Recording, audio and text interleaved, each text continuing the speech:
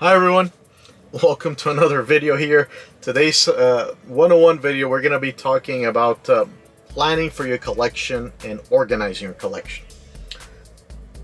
A lot of different things to consider as you start to build up your collection, how you're going to organize it, how you're going to display it, and how you're going to manage it, especially a growing collection.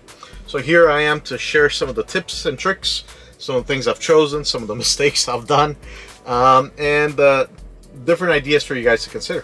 Okay.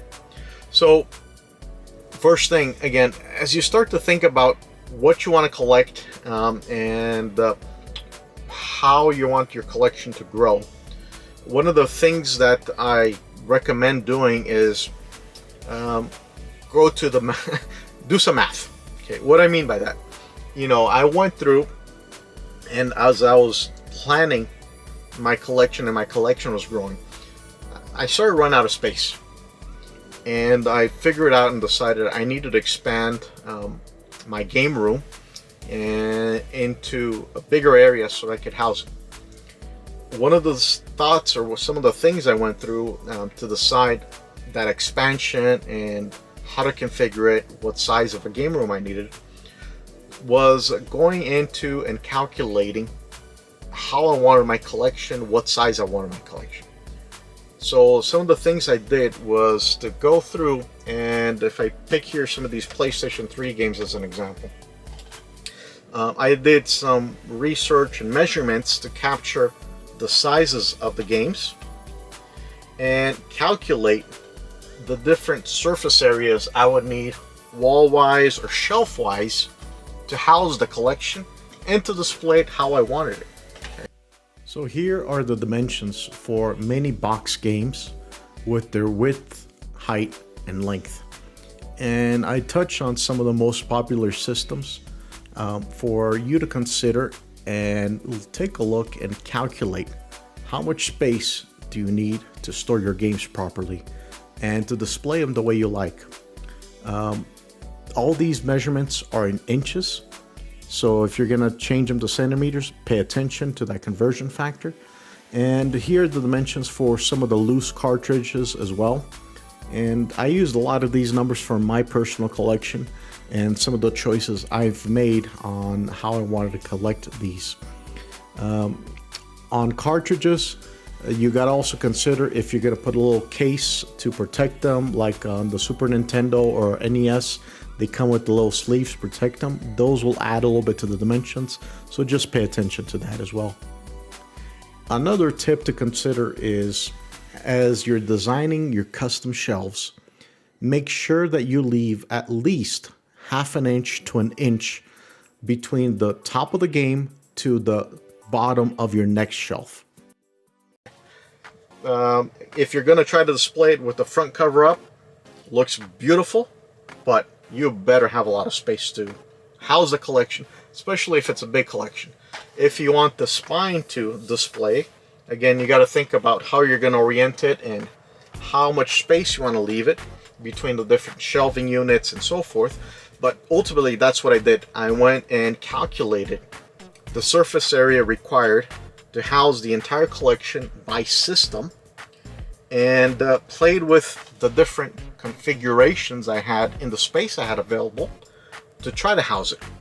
And from there came out the design of this game room, but also all the shelving design that nowadays I have installed.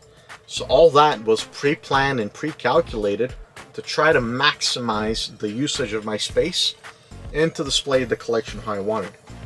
There's other collectors that have a little bit more space options and have displaying it in really wide open spaces and more open environments.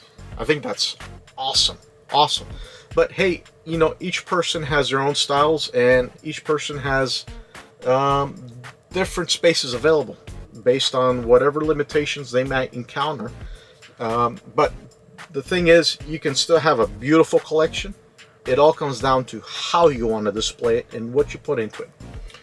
So next thing you really need to think about is also, if you're going to be putting up shelves and shelving, what kind of shelving you want.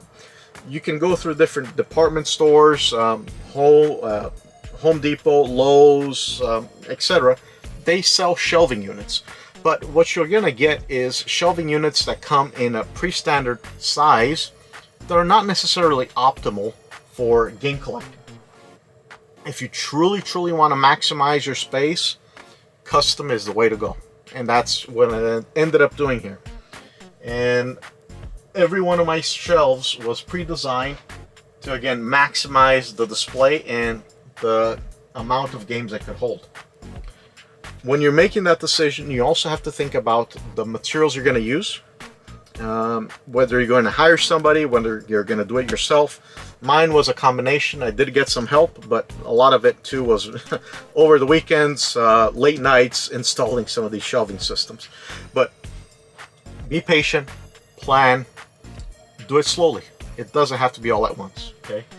I definitely recommend going through, and at least I've chosen wooden shelves, a little bit easier to work with, and metal shelving can get a little bit hard, especially if you're trying to make it custom. Be patient.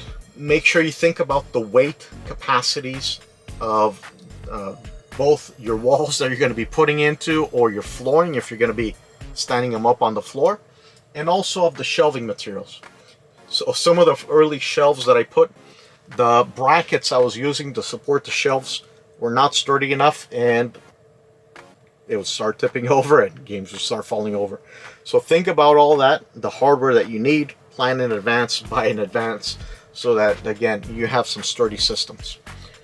If you're going to be doing shelves, another tip is make sure it always has a back end, or else you're going to be struggling with games staying still and not falling over. I've had several avalanches of games early on when I didn't properly back them. So another lesson learned going through it. Details, details, details. Details count a lot. They are what makes the collection look pretty and makes it safe as well. So again, be patient. And don't be afraid of taking time to make it look good and that you're happy with it. That's the key thing there. I hope this video is useful.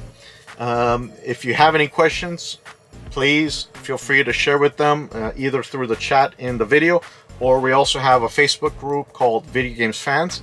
Would love to hear what your choices have been on managing your collection and holding, displaying your collection. Any tips and tricks you want to share with the rest of the community. And let's share and collaborate. Hope you guys liked the video. Thanks for watching.